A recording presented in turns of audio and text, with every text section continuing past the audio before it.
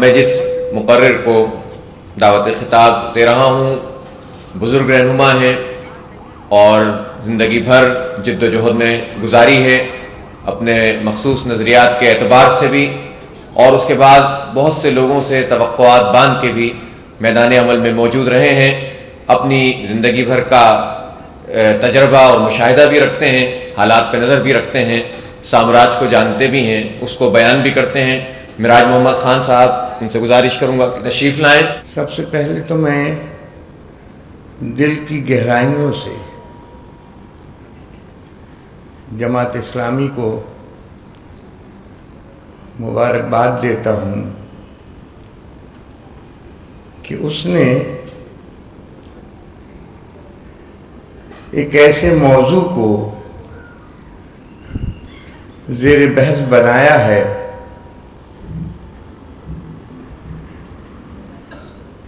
جس سے ہم ایشیا، افریقہ اور لاطینی امریکہ کے عوام لا تعلق نہیں رہ سکتے۔ میرے رفیقوں اور دوستوں،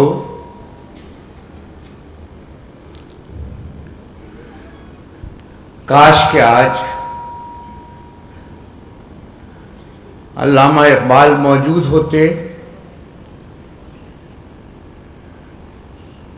تو وہ سامراج کے بحران کو، سرمایہ داری کے بحران کو اپنی آنکھوں سے دیکھتے، کیونکہ وہ کہا کرتے تھے، منور تمہیں یاد ہوگا کہ یہ علم، یہ حکمت، یہ علم، یہ حکمت، یہ تدبر، یہ حکومت، پیتے ہیں لہو، دیتے ہیں تعلیم مساوات، کب ڈوبے گا سرمایہ پرستی کا سفینہ، دنیا ہے تیری منتظر روز مکافات۔ تو آج مکافات عمل کا وقت ایسا لگتا ہے کہ آہستہ آہستہ آہستہ بڑھ رہا ہے۔ سرمایہ داری کا نظام، یہ سرمایہ داری اپنی روح کے اندر، بلکہ میں نے روح کا لفظ غلط کہا ہے، روح تو انسانوں کی ہوا کرتی ہے، حیوانوں کی نہیں ہوتی۔ میں خصلت کی بات کروں گا کہ سرمایہ داری کی خصلت کیا ہے۔ سرمایہ داری کی خصلت بے دریغ منافع کمانا۔ سرمایہ داری کی خصلت دولت کو آہستہ آہستہ آہستہ آہستہ دولت کو اور وسائل دولت کو جو اللہ تعالیٰ نے خلق خدا کے لیے زمین پر پیدا کیے ہیں، اس دولت کو اور وسائل دولت کو مختصر سے مختصر چند ہاتھوں تک محدود کر دینا، اور لوگوں کا، محنت کش کا، جس کے بارے میں کہا جاتا ہے، اور ہمارے پیارے رسول پیغمبر اسلام کہا کرتے تھے کہ الکاسب حبیب اللہ، محنت کرنے والا خدا کا رفیق ہے۔ کہیں یہ نہیں کہا گیا، میں نے قرآن پڑھا ہے اور فاروقی بہت غور سے پڑھا ہے، کہ قرآن میں کہیں سرمایے کی، پیسے کی، دولت کی، فضیلت کی بات نہیں کی گئی۔ عثمان غنی اس وقت عثمان غنی بنے جب انہوں نے اپنے پیسے کو، اپنے دولت کو، اپنی سرمایہ کو رسول خدا کے قدموں پر نچھاور کر دیا، ایک عظیم الشان کوس کے لیے، جسے نظریہ اسلام کہتے ہیں، جسے رب کا نظام نافذ کرنے کے لیے انہوں نے نچھاور کیا تھا. اس لیے وہ غنی بنے تھے. وہ غنی اب محض اپنے سرمایہ کی وجہ سے نہیں تھے. وہ سرمایہ کو نوع انسانی کی خدمت کے لیے جب نچھاور کرتے ہیں تو ہمارے نزدیک اتنے محترم کہلاتے ہیں کہ ہمیں انہیں غنی کا خطاب دیتے ہیں. میرے بزرگوں اور دوستوں، اس میں کوئی شک نہیں ہے کہ آج دنیا کا سرمایہ دارانہ نظام اپنی انتہا پر پہنچ کر اب آہستہ آہستہ بحران در بحران کا شکار ہوتا جا رہا ہے. یہ صحیح کہا ہے کہ اس بحران کی پیدا ہونے میں مختلف تضادات، مختلف عوامل کام کرتے ہیں. میں آپ کو کہنا چاہتا ہوں کہ سرمایہ داری کی خصلت کیا ہے.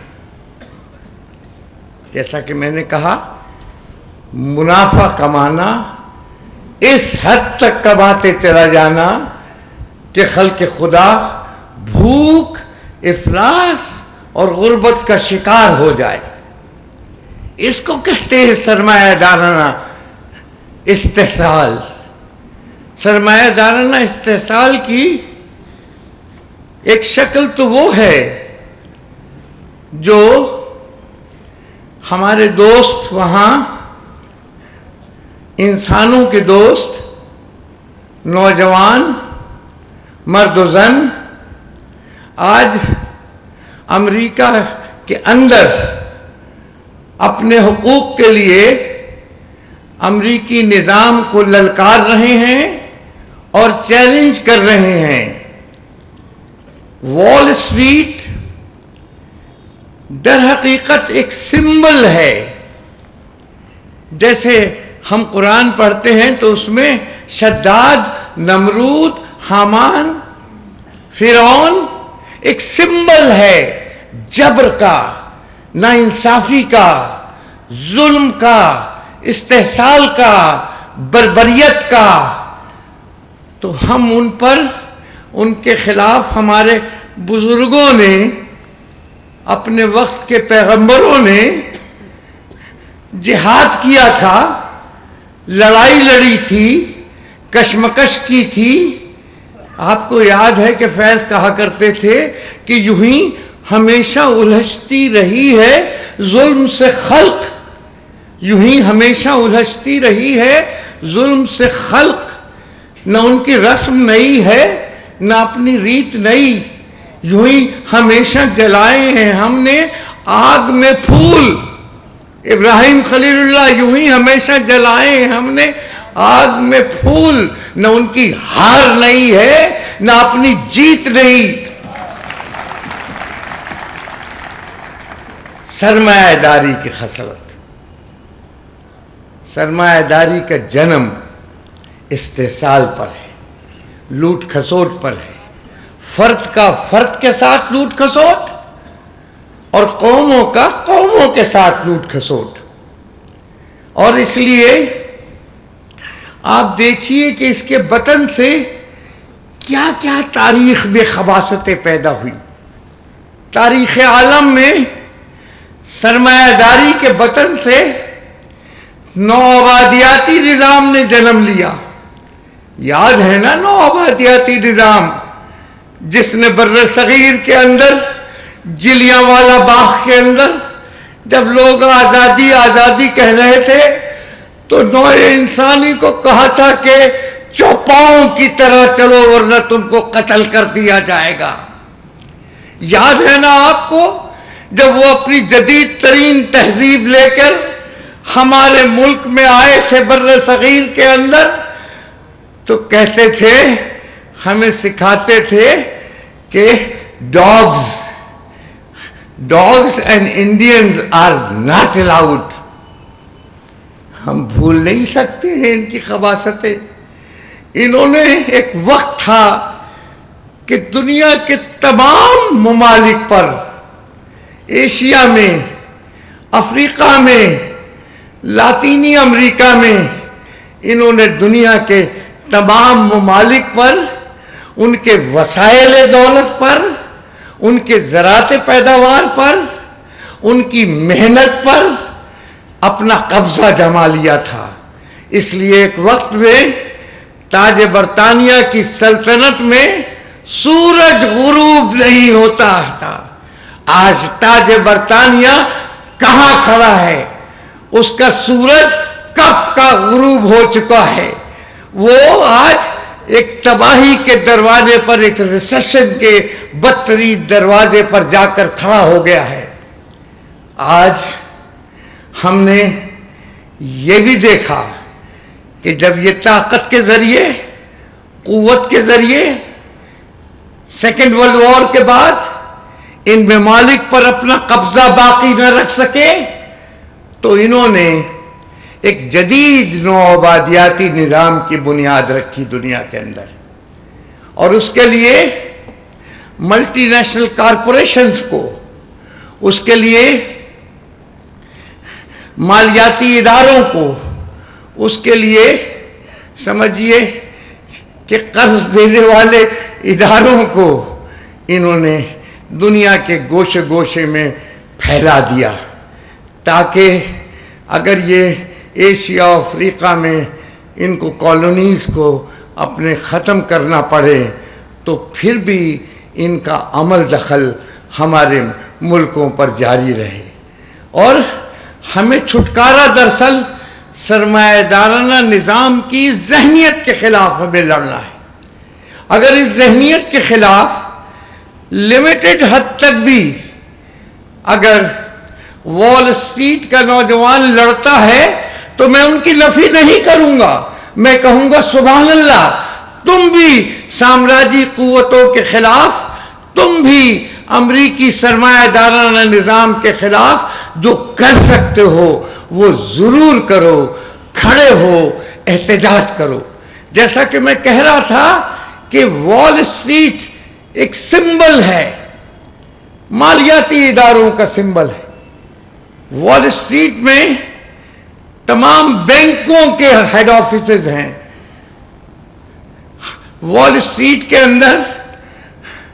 اندر تمام پیسہ لگانے والی کارپوریشنز کے ہیڈ آفس ہیں. اس لیے جب وہاں کا نوجوان ناانصافی کے خلاف، جس کا ذکر کیا گیا ہے کہ جب اوباما اقتدار میں آئے 2008 میں، تو ان سے پہلے ہی جو بینک تھے امریکہ کے وہ دیوالیہ ہو چکے تھے، وہ ختم ہو چکے تھے. اور کیوں ختم ہو چکے تھے؟ کیونکہ ان کے مینیجروں نے، ان کے اعلیٰ افسران نے بڑی بڑی رقوم اور بونس جو انہیں ملا کرتے تھے، ان کے عوض جس قسم کے سودے کیے، اس کے منطقی نتیجے کے طور پر ایک بحران پیدا ہوا امریکہ کے اندر، بینکوں کا بحران کہ وہ دیوالیہ ہو گئے.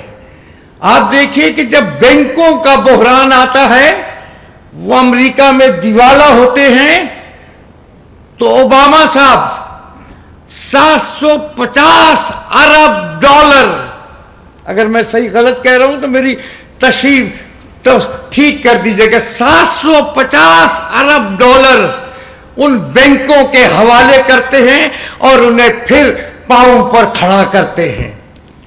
یہ جو وال اسٹریٹ کا مجمع تھا، اس کا احتجاج یہ تھا کہ آج امریکہ ریسیشن کا شکار ہے، آج امریکہ میں بے روزگاری عام ہے، آج امریکہ کے اندر مہنگائی اپنی انتہا پر ہے، آج امریکہ کے اندر پروڈکشن جو ہے، پیداوار جو ہے، وہ سکتے کے عالم میں چلی گئی ہے۔ اس لیے آپ بینکوں کو تو واگزار کراتے ہیں، آپ بینکوں کو تو زندگی بخشتے ہیں 750 ارب ڈالر دے کے۔ میں نے ٹیلی ویژن پر ایک پڑھے لکھے جوڑے کو جو میاں بیوی تھے اور پڑھاتے تھے، وہ ان کے آنسو بہہ رہے تھے اور وہ کہہ رہے تھے کہ ہم کل بوڑھے ہو جائیں گے، ہم تو تدریس کے نظام سے وابستہ ہیں، ہم کل بوڑھے ہو جائیں گے، ہم نے اپنے مکان کی قسطیں اب تک ادا کی تھی، لیکن اس بحران کی وجہ سے اب ہم اپنے مکان کی قسطیں ادا نہیں کر سکتے، اور ہمارے مکان کے مالکوں نے کہہ دیا ہے کہ اگر قسطیں ادا نہیں کرو گے تو یہ مکان تمہیں نہیں ملیں گے۔ سنو میرے بھائیوں کہ اس سرمایہ دارانہ نظام میں لاکھوں مکان آج بھی خالی پڑے ہیں، کیونکہ وہاں کے اساتذہ، وہاں کے غریب لوگ، وہاں کے درمیانہ طبقے اور نچلے درمیانہ طبقے کے لوگ اتنے بے روزگاری اور مہنگائی کا شکار ہیں کہ اپنے مکانوں کے لیے قسطیں ادا نہیں کر سکتے۔ آپ کہتے ہیں کہ توازن، کس چیز کا توازن؟ امریکہ کے، سن لیجیے غور سے، بے شک وال اسٹریٹ پر مظاہرہ کرنے والے نوجوان کہتے ہیں کہ 99% لوگ ایک طرف اور 1% مراعات یافتہ طبقہ دوسری طرف، اس لیے ہم تبدیلی چاہتے ہیں ان مراعات یافتہ طبقوں کے خلاف، اور ہم چاہتے ہیں کہ تبدیلی کا عمل، معیشت میں تبدیلی کا عمل ہمارے حق میں ہونا چاہیے۔ یہ سرمایہ دارانہ نظام کے خلاف ہے یہ بات، کیونکہ سرمایہ دارانہ نظام دولت کو محدود ہاتھوں میں رکھتا ہے۔ اور میں مثال پیش کرتا ہوں کہ امریکہ کے جو 20% طبقہ ہے، جو کھاتا پیتا طبقہ ہے، وہ امریکہ کے 85% وسائل پر قابض ہے۔ امریکہ کا، یہ میں اپنی طرف سے نہیں کہہ رہا ہوں، آپ پڑھ لیجئے گا جا کر، یہ خود امریکہ کے اعداد و شمار ہے کہ امریکہ کا 20% آبادی، امریکہ کے 85% وسائل دولت، ذرائع پیداوار اور ان کی دولت پر قابض ہے، اور امریکہ کا جو 80% عوام ہیں، ان کے لیے صرف امریکہ کی 15% وسائل دولت ہیں۔ آپ مجھے کہو، کیا یہ انصاف کا نظام ہے؟ یہ انصاف کا نظام نہیں ہے، اور جب انصاف کا نظام نہیں ہوگا، چاہے وہ مسلمان میں نہ ہو، چاہے وہ مسلم ملک میں نہ ہو، چاہے وہ غیر مسلم ملک میں نہ ہو، تو وہاں پھر بغاوت، ناراضگی، احتجاج، دھرنا، مقابلہ کرنا، ایک دوسرے کے خلاف، اس ناانصافی کے خلاف لڑنا، میں سمجھتا ہوں اس سے بڑا جہاد اور کوئی نہیں ہو سکتا، اور یہ جہاد جاری رہنا چاہیے۔ میں ایک اور بات،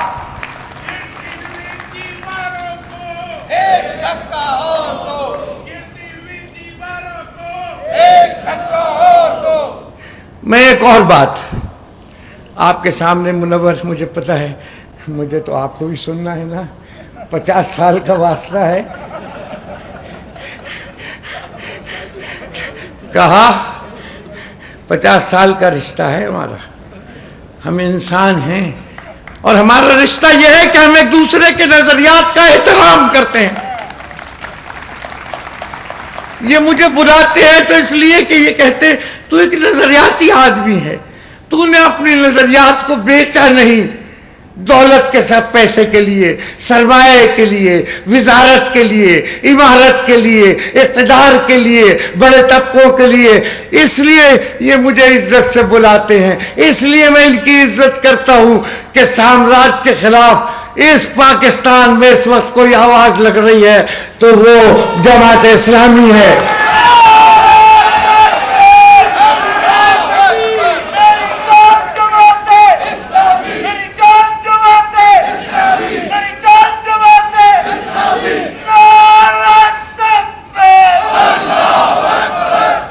میرے بزرگ اور بھائیوں، استعمار کی ایک اور خصلت ہے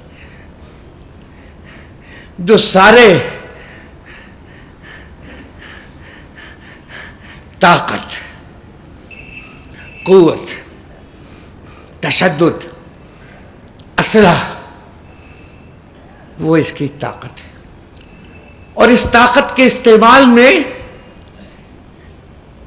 یہ بڑا خوفناک ہے۔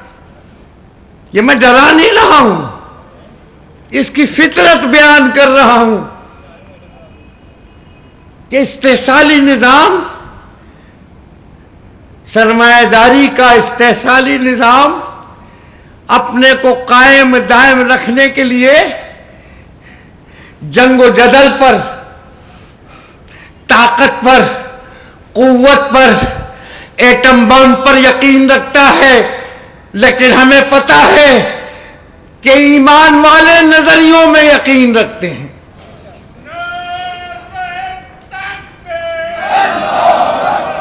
ہمیں پتہ ہے،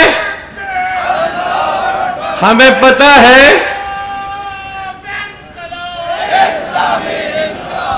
ہمیں پتہ ہے، ہم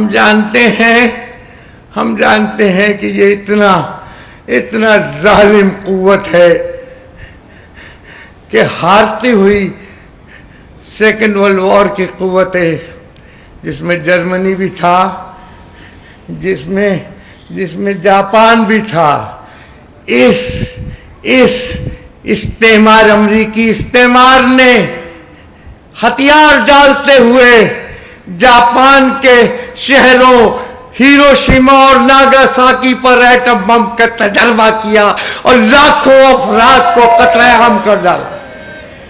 اس کی ہم مذمت کرتے ہیں، یہ بڑا ہے، اس سے فلاح کی امید مت رکھیے گا۔ یہ کبھی کسی کا ساتھی اور دوست نہیں ہو سکتا۔ کیا کیا اس نے فلسطین کے لوگوں کے ساتھ؟ اس نے فلسطین کی ریاست ہی ختم کروا دی اور اس کی جگہ اسرائیل کی متشددانہ ریاست قائم کی۔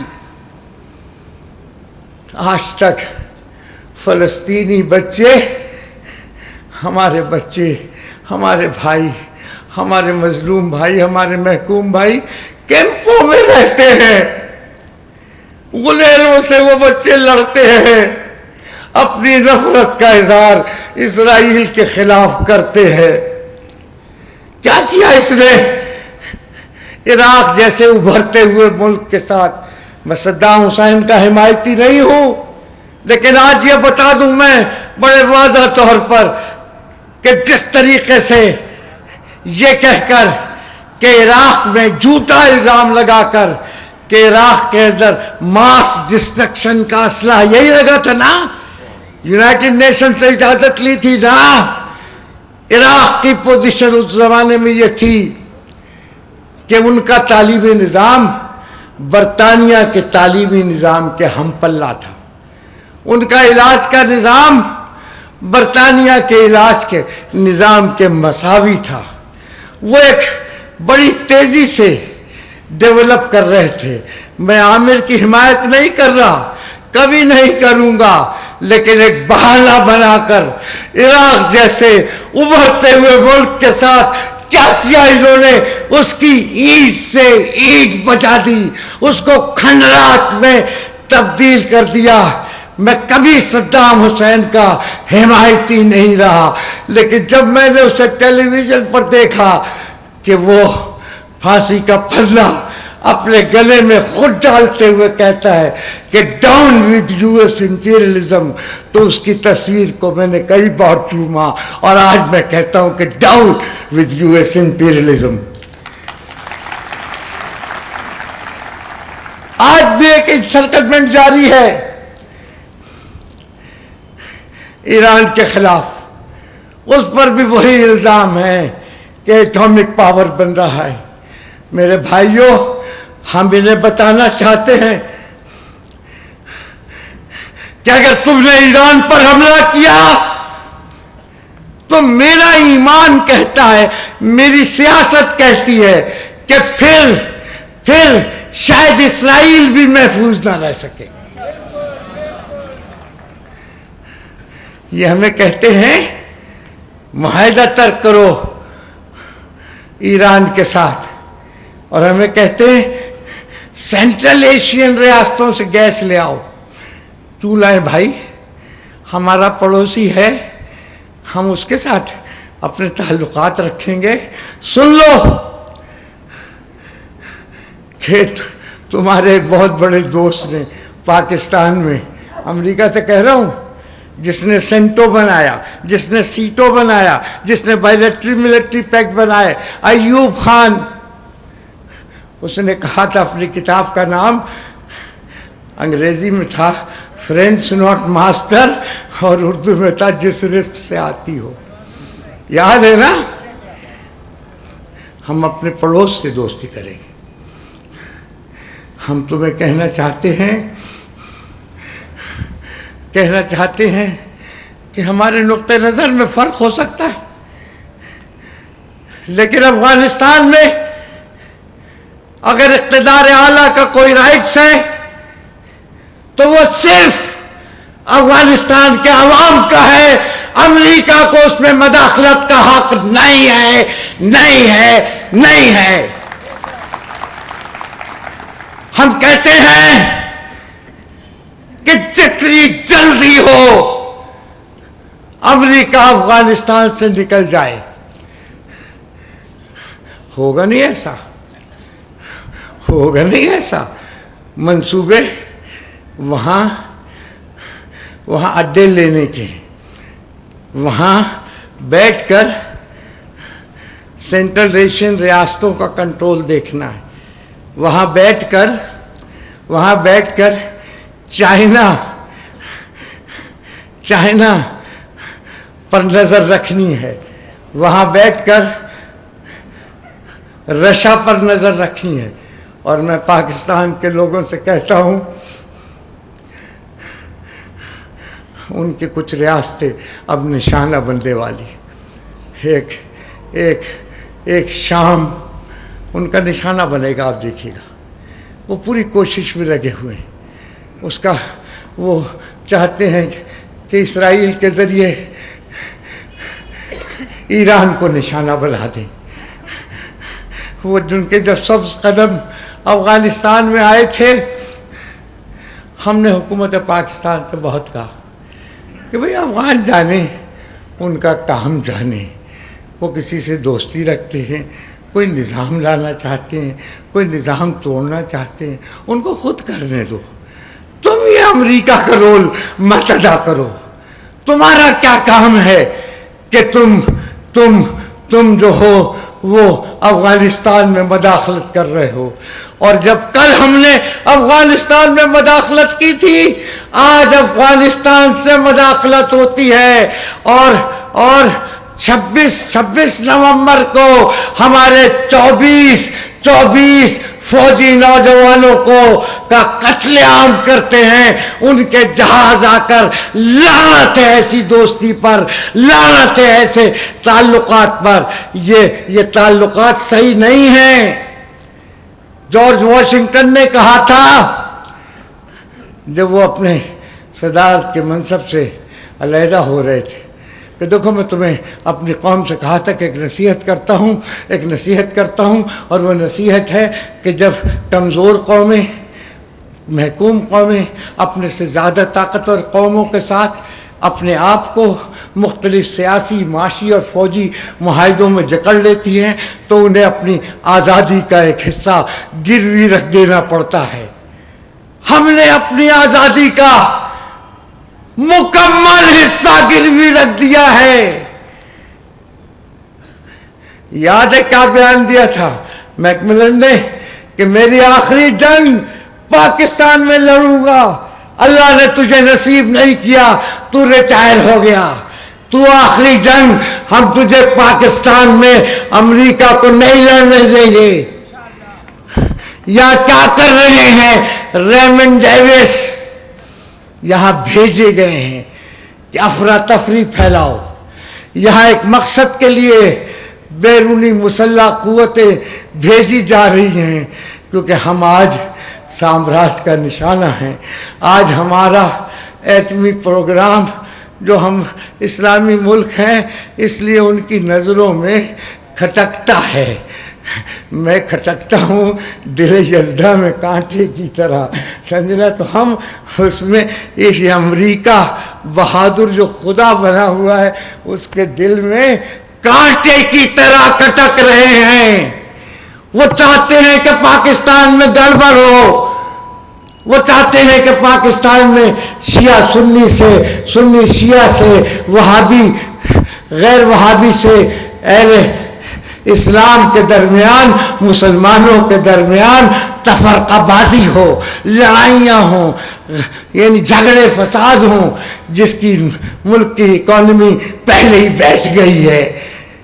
کیونکہ ہم نے کبھی دو گناہ کیے تھے، ایک گناہ فوجی معاہدوں کا کیا تھا جس کا خمیازہ اب تک بھگت رہے ہیں، ایک گناہ ہم نے کیا تھا کہ ہم نے انڈیپینڈنٹ اکانومی بنانے کے بجائے، منور یاد ہوگا نا تمہیں کہ وہ پاک امریکہ دوستی زندہ باد، وہاں سے گنگم بھی آ رہا تھا اور ہماری آزادی کی روح کو مست کر رہا تھا۔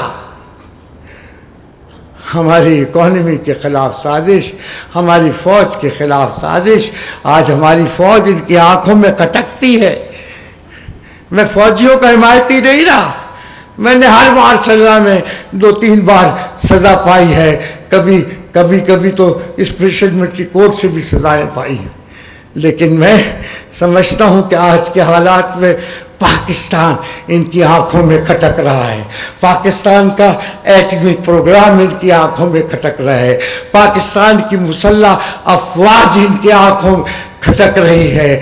میں کہتا ہوں کہ ہم ان کو کہنا چاہتے ہیں، امریکی استعمار کو، کہ سمجھ لو کہ پاکستان کی فوج تم سمجھتے ہو کہ سازشوں سے، طاقت کے ذریعے، قوت کے ذریعے تم ختم کر ڈالو گے، تو میں تمہیں کہتا ہوں کہ پاکستان کے 17 کروڑ لوگ اپنی مسلح افواج کے شانہ بشانہ استعمار کی کلائی کو موڑ دیں گے، جھکا دیں گے۔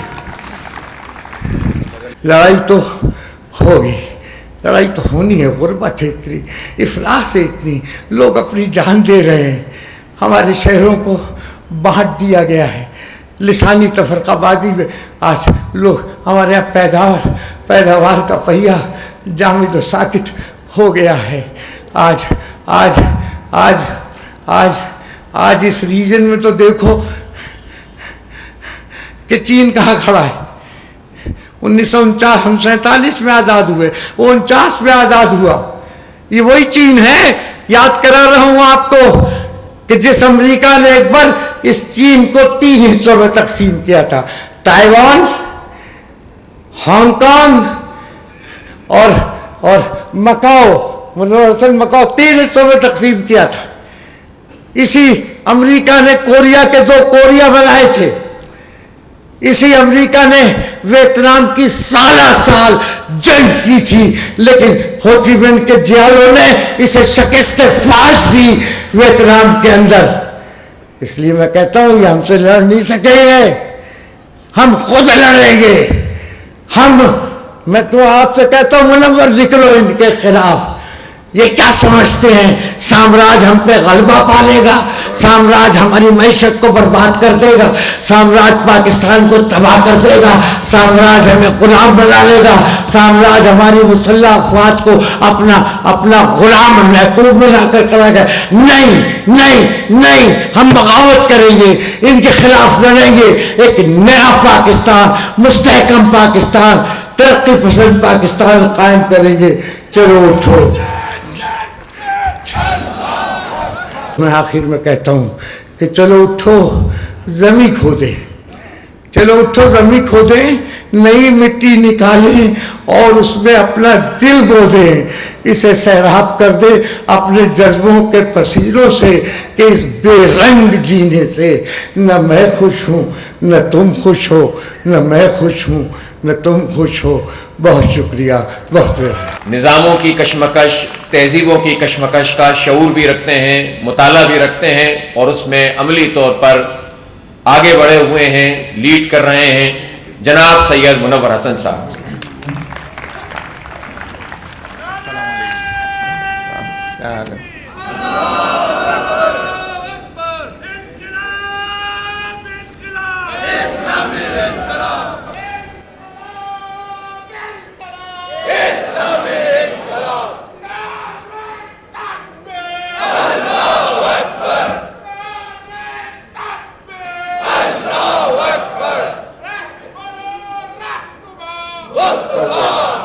الحمدللہ رب العالمین والصلاة والسلام علی رسولہ الکریم وعلی آلہ وصحبہ اجمعین، اما بعد فاعوذ باللہ من الشیطان الرجیم، بسم اللہ الرحمن الرحیم۔ لقد کان لکم فی رسول اللہ اسوۃ حسنہ لمن کان یرجو اللہ والیوم الآخر وذکر اللہ کثیرا ولما رأى المؤمنون الأحزاب قالوا هذا ما وعدنا الله ورسوله وصدق الله ورسوله وما زادهم إلا إيمانا وتسليما۔ من المؤمنين رجال صدقوا ما عاهدوا الله عليه فمنهم من قضى نحبه ومنهم من ينتظر وما بدلوا تبديلا۔ صدق الله العظيم۔ برادرم مراج محمد خان صاحب، محمد حسین مینتی صاحب، ڈاکٹر شاہد حسن صدیقی صاحب اور عزیزم شاہ نواز فاروقی صاحب، مظہر عباس صاحب تشریف لے گئے ہیں ایک اچھی، معتبر اور معیاری گفتگو اور تقریر کرنے کے بعد۔ میں سمجھتا ہوں کہ کراچی کی جماعت نے نوشتہ دیوار پڑھتے ہوئے اور وقت اور حالات کی نزاکت کو سمجھتے ہوئے آج کی اس بزم کو آراستہ پیراستہ کیا، اس خوبصورت سی مجلس کو سجایا اور دور تک پھیلایا، اور وقت کے موضوع پر ذہنوں میں جو سوالات ہیں ان کا جواب دینے یا اس حوالے سے تبادلہ خیال اور گفتگو کرنے کا موقع ہم سب کو فراہم کیا۔ یہ موضوعات ایسے ہیں کہ اس پر گفتگو جاری رہنی چاہیے، کسی مشترکہ اعلامیے کی ضرورت نہیں ہے، کسی حتمی نتیجے تک پہنچنے کی بات بھی نہیں ہے، لیکن ذہنوں کے اندر ہم آہنگی پیدا کرنا، مل جل کر حالات کے تنوع کو، نیرنگی کو سمجھنا ضروری ہے، اور میں سمجھتا ہوں کہ آج کی اس نشست میں یہ کام بتمام و کمال انجام کو پہنچا ہے۔ چاروں مقررین نے بڑی مربوط اور مبسوط گفتگو کی ہے اور ان انگنت پہلوؤں پر اظہار خیال کیا ہے کہ جو ذہن کو چھوتے ہیں اور ذہن کے اندر بسا اوقات ہلچل اور خلل بھی پیدا کرتے ہیں۔ دیکھیے نظاموں کی کشمکش میں نظام ہی کامیاب ہوتے ہیں اور نظام ہی ناکام ہوتے ہیں. یہ معاملہ دراصل نظاموں کی کشمکش کا ہے، اور پچھلی 1 صدی یا اس سے کچھ زیادہ کے عرصے میں نیشنلزم کے حوالے سے، سوشلزم اور کمیونزم کے حوالے سے، کیپٹلزم کے حوالے سے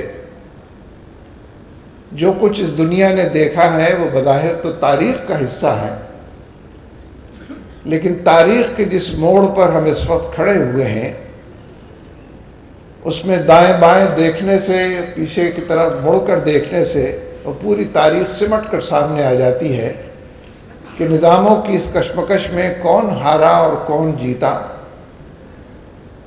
لیکن یہ بات کم و بیش طے شدہ ہے کہ انسانیت نے بڑا ظلم سہا ہے.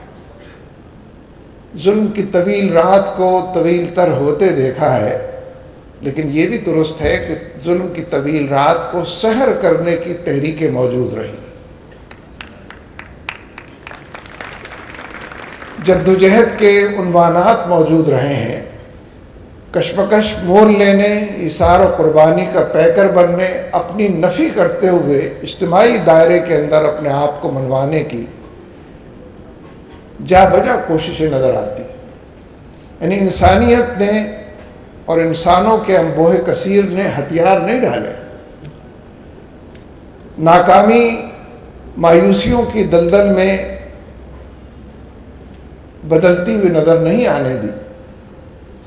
لوگ پر امید رہے ہیں، پر عزم رہے ہیں، حوصلے کے ساتھ رہے ہیں، اور چاروں طرف غازیوں کے قافلے اور مجاہدوں کے قافلے، صف شکنوں کے قافلے، جان ہتھیلی پر لے کر گھروں سے نکلنے والوں کے قافلے، پیروں کو غبار آلود کرنے والوں کے قافلے، اور یہ بندہ دو عالم سے خفا تیرے لیے اس عنوان، اس کہکشاں کو دور تک سجانے والوں کے قافلے پوری تاریخ کے اندر چلتے پھرتے نظر آتے ہیں. وہ ایک بات آ رہی ہے تو کہہ دیتا ہوں. یہ ایبٹباد کمیشن بنا ہے پروب کرنے کے لیے اسامہ بن لادن کے حوالے سے. میرے پاس بھی ان کا دعوت نامہ آیا ہے کہ فلاں تاریخ کو پیش ہوں، ہمارے سوالوں کے جواب دیں، کچھ جوابات ہوں تو وہ بھی دیں، اور اس سے پہلے ایک تحریر اپنی ہمارے پاس فلاں تاریخ تک بھیج دیں جو پوری گفتگو کی عکاسی کرتی ہو کہ جو ہمارے سوالوں کے جواب میں آپ کرنے جا رہے ہیں. میں انشاءاللہ جاؤں گا ضرور، وہ تحریر بھی انشاءاللہ پیش ہوگی. لیکن باوجود مجھ سے 1-2 لوگوں نے یہ بات پوچھی جب یہ دعوت نامہ دیکھا کہ ایسی مجلس میں جانے کا کیا فائدہ ہے جہاں مجلس کے لوگ پہلے سے طے کیے بیٹھے ہوں، اور جو اعلان امریکہ نے کیا اور حکومت پاکستان نے اور افواج پاکستان نے جس کی تائید کی اسی پر سر تسلیم خم کیے بیٹھے ہوں. ایسے مجلس میں جانے کا کیا فائدہ ہے؟ لیکن میرا اب بھی یہ خیال ہے کہ ایسی ہی مجلسوں میں جانے کا فائدہ ہوتا ہے. آدمی جرح کرے، بحث کرے، دلیل سے بات کرے، واقعات اور حوادث کی دنیا کو ٹٹولے، اور کامن سینس کے حوالے سے بھی میں تو آج تک نہیں سمجھ سکا، کسی کو سمجھ میں آیا ہو تو مجھے سمجھائے، کہ جب امریکیوں کے ہاتھ ایک بوٹی آ گئی تھی اسامہ بن لادن، ان کی جو اطلاعات انہوں نے دی ہیں اس کے مطابق تو وہ زندہ ہی مل گیا تھا ان کو، لیکن پھر بقول ان کے انہوں نے اس کو قتل کیا، شہید کیا. لیکن نہ زندہ کی نہ مردہ کی کوئی تصویر، کوئی ویڈیو، کوئی حوالہ جس سے اس کی گواہی مل، اور بعد میں بھی اس کو دفن نہ ہونے دیا، دریا برد کر دیا کہ کبھی مل ہی نہ سکے وہ، اس لیے کہ دریا میں ڈالا ہوتا تو کسی کو ملتا نا، دفن کیا ہوتا تو کوئی اس کی رہنے سے مل جاتے. لیکن یہاں بھی میں جو بات کہنا چاہتا ہوں وہ یہ ہے کہ اسامہ بن لادن بلا شبہ ایک فرد کا نام بھی تھا، جانا پہچانا فرد، جس کے بارے میں جارج بش مسلسل یہ اعلان کرتے رہے کہ اسامہ بن لادن ڈیڈ اور الائیو ہر صورت میں ہم اس کو پکڑیں گے. 10 سال بعد بقول ان کے انہوں نے اس کو پکڑا اور کوئی ثبوت فراہم نہ کر سکے, کوئی گواہی, کوئی شواہد اس کے نہ دے سکے. لیکن میں یہ کہہ رہا تھا کہ اسامہ بن لادن بلا شبہ ایک فرد کا نام بھی تھا, لیکن اسامہ بن لادن ایک رویے کا نام, استعمار کے مقابلے میں سامراج کے سامنے سینہ سپر ہونے کا نام, اپنے حقوق سے ہرگز دستبردار نہ ہونے اور حق اور سچ کے لیے جان کا نذرانہ پیش کر. اسامہ ایک رویے کا ایک علامت کے طور پر ہو رہا. اور ایسے لوگ جب شہید ہوتے ہیں تو ان کے ہر قطرہ خون سے نئے اسامہ بن لادن اور نئے شہداء اور غازیوں کے قافلے چل پڑتے. جدوجہد, مسلسل جدوجہد. لیکن میں نے بات یہاں سے شروع کی تھی کہ نظاموں کی کشمکش میں نظام کامیاب اور نظام ناکام ہوتے. یہ ٹھیک ہے کہ اسلام ایک نظام کی حیثیت سے کتابوں میں, قرآن و سنت میں تو بجا طور پر, لیکن اس کے بعد کتابوں کے اندر بھی موجود ہے. اور بالکل جینوئنلی لوگ ہم سے یہ سوال کرتے ہیں کہ تمہارا اسلامی نظام کہاں ہے. بلکہ جیسا کہ مظہر عباس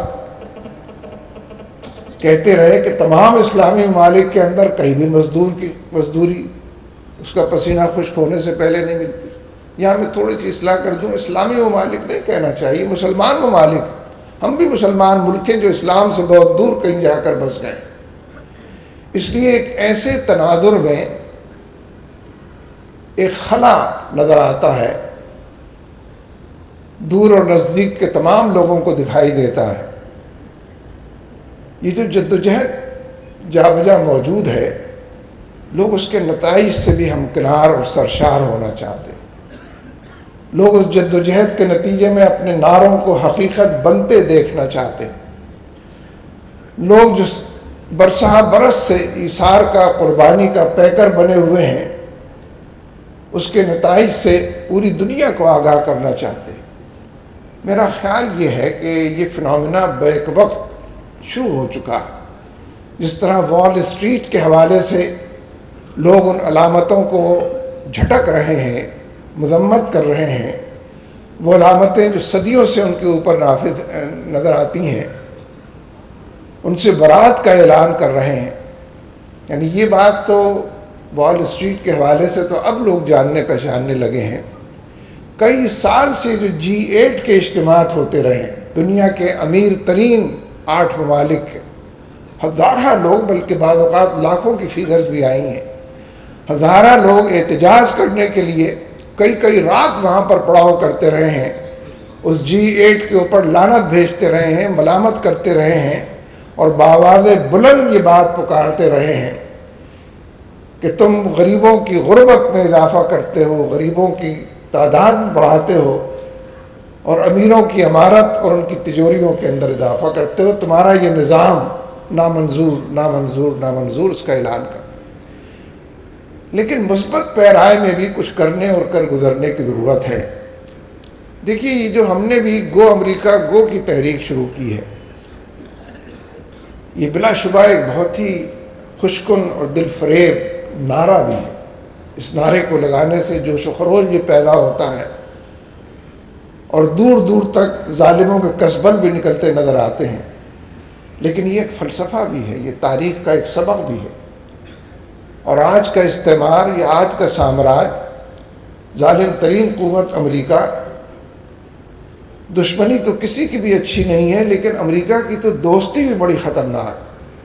یہ مارے آستین کی طرح ڈستا ہے, یہ انسانوں کے حقوق کو ہڑپ کرتا ہے, یہ ظلم کی نئی نئی نگریاں آباد کرتا ہے, بساتا ہے, اور انسانوں کے حوالے سے بھیڑیے کی صورت اختیار کر جاتا ہے.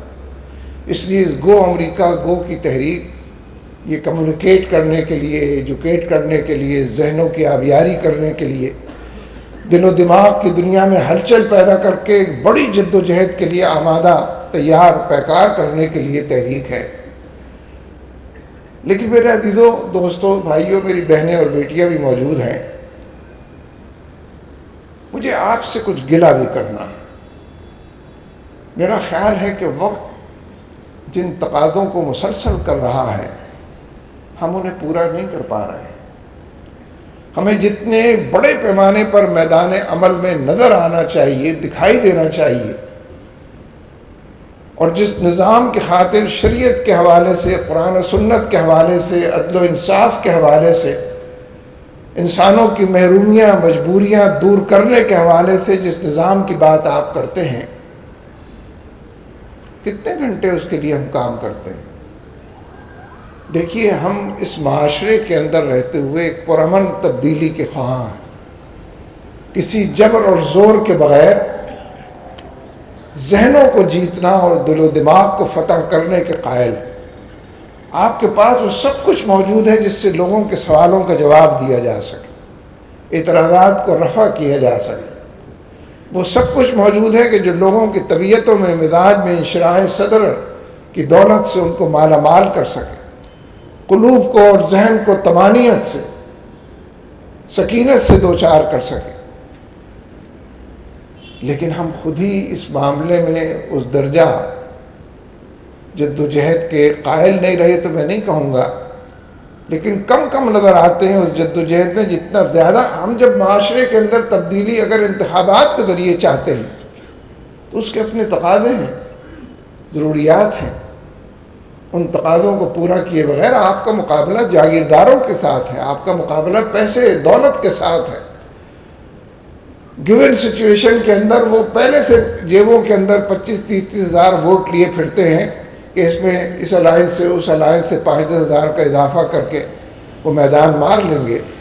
آپ تو صفر سے کام شروع کرتے ہیں، لیکن کام کیا واقعی شروع کر دیا ہے آپ نے؟ میرا خیال ہے کہ نہیں کیا۔ جس رابطہ عوام کی مہم کو آپ کو دور تک لے جانا تھا، جس ممبر سازی کی مہم کے لیے آپ نے خود اہداف مقرر کیے تھے کہ اتنے ممبر بنانے ہیں، وقت گزر گیا ہے، پلوں کے نیچے سے پانی گزر گیا ہے، سروں کے اوپر سے بھی گزر گیا ہے، لیکن ہم اس ممبر سازی کے حوالے سے، رابطہ عوام کے حوالے سے، رابطہ عوام بھی کیا ہے، ان کے دکھوں کا مداوع کیا جائے، ان کے زخموں کے لیے پھایا دیا جائے، ان کے معاملات میں دلچسپی لی جائے، اور ہمارے معاشرے میں جو لوگ بستے ہیں ان کی محرومی کو دور کرنے کے لیے میٹھے 2 بول بھی کافی ہیں۔ بڑے تھینکفل ہوتے ہیں لوگ جب آپ 2 بول میٹھے ان کے لیے ادا کرتے ہیں اور اپنائیت کا احساس ان کے اندر اجاگر کرتے ہیں۔ تو اس وقت تو میں بات اشاروں میں ہی کر رہا ہوں کہ یہ شکایت بدرجہ اولیٰ آپ سے پیدا ہوئی ہے، اور میں سمجھتا ہوں اس کو دور کیے بغیر آپ منزلوں کو، نشانات منزل کو نہ پہنچ سکتے ہیں، نہ سر کر سکتے ہیں۔ ایک بات آخر میں یہ عرض کرنا چاہتا ہوں،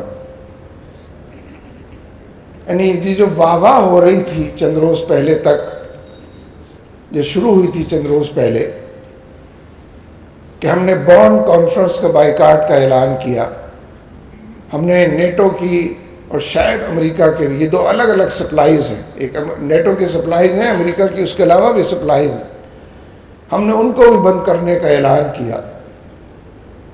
لیکن یہ معاملہ کہاں پہنچا؟ بون کانفرنس کیونکہ ختم ہو گئی، اس لیے ہم اس میں شریک ہی نہیں ہو سکتے، ورنہ ہم جس مقام پر اپنے آپ کو لے گئے اگر وہ جاری رہتی تو شاید شریک بھی ہو جاتے۔ باقی تمام چیزوں کو ریوائز کرنے کی، بھول جانے کی، یعنی یہ بیان تک بڑی اپوزیشن پارٹی کے سربراہ نے دے دیا ہے کہ اگر امریکہ معذرت کر لیتا ہے تو پھر اس کی سپلائیز بحال ہو جانی چاہیے، پھر ان سے رشتوں کو استوار ہو جانا چاہیے، چند کلیوں پہ قناعت کر لینی چاہیے۔ یعنی معاملات وقت گزرنے کے ساتھ خراب سے خراب تر ہو رہے ہیں۔ میدان میں نکلنے کی ضرورت ہے، اٹھنے اور کچھ کر گزرنے کی ضرورت ہے۔ ایک ایسے تناظر میں یہ میسج پہنچنا چاہیے حکمرانوں تک اور امریکہ کے گماشتوں تک کہ امریکہ کی خوشنودی کے لیے اور اس کی چاہت میں وہ اگر ڈرون حملے بھی برداشت کرتے ہیں اور ان کو ہم اعتراف کے حوالے سے سپلائیز بھی ان کی بحال کرتے ہیں، تو حقیقت یہ ہے کہ غلامی کا کوئی طوق ایسا نہیں ہے جو ہم اپنے گردن میں نہ ڈالنے کو تیار۔ ہر غلامی کا ہر طوق ہماری گردن میں پہنچا ہوا۔ اس لیے یہ معاملات وقت گزرنے کے ساتھ نہیں بلکہ آج ایک سوالیہ نشان کی صورت میں ہمارے سامنے کھڑے ہیں، اور ہمیں فی الحقیقت ان سوالوں کا جواب دینا۔ پچھلے 10 سال میں یہ بات پورے طریقے سے ثابت ہو گئی ہے کہ اس ریجن میں امریکی مفادات اور پاکستان کے مفادات میں ٹکراؤ ہے۔ کوئی ایک مفاد اور ہدف امریکہ کا ایسا نہیں ہے جس کو پاکستان شیئر کر سکے۔ وہ بھارت کا قد کاٹ بڑھانا چاہتے ہیں، مصنوعی طور پر سپر پاور بنانا چاہتے ہیں، ہمیں منظور نہیں ہے۔ وہ چین کے ڈور اسٹیپ تک پہنچنا چاہتے ہیں، وہ ایران کو مختلف حوالوں سے سزا سے دوچار کرنا چاہتے ہیں، وہ سینٹرل ایشیا کے وسائل تک پہنچنا چاہتے ہیں، اور وہ پاکستان کے حوالے سے بھی وہ جو 3 ڈی بڑے مشہور ہوئے ہیں، ڈی اسٹیبلائزیشن، ڈی نیوکلیئرائزیشن، یعنی ہمارا ایٹمی پروگرام ہم سے چھین لے، ہمارا استحکام ہم سے چھین لے، اور ڈی اسلامائزیشن کو جہاد کا غلغلہ بھی زیادہ بلند ہو رہا ہے، اس سے بھی وہ اس قوم کو نجات دلا دے۔ یہ پاکستان کے اور یہاں کے بسنے والوں کے مقاصد نہیں ہیں۔ یہ تضادات واضح ہو گئے ہیں، جو کنفلکٹس ہیں، جو کنٹرڈکشنز ہیں، اس لیے ہم امریکیوں کا کسی دائرے میں بھی ساتھ نہیں دے سکتے۔ اس پورے ریجن کے حوالے سے ان کا ویژن، ان کا نقطہ نظر، ان کی دولت پر نگاہیں، وسائل کو چھیننا، یہی پیش نظر۔ اس لیے ایک بڑی لڑائی ہے کہ جو شروع ہو چکی ہے، اور لڑائی آپ کو لڑنی ہے۔ یہ محض آپ کو خوش کرنے کے لیے، یہ اہمیت دینے کے لیے نہیں کہہ رہا، اس لیے کہ آپ ہی کا یہ ویژن ہے کہ ہم اس ملک کے اندر بھی اور پوری دنیا کے اندر بھی قرآن و سنت کے حوالے سے عدل و انصاف کا نظام لانا چاہتے ہیں۔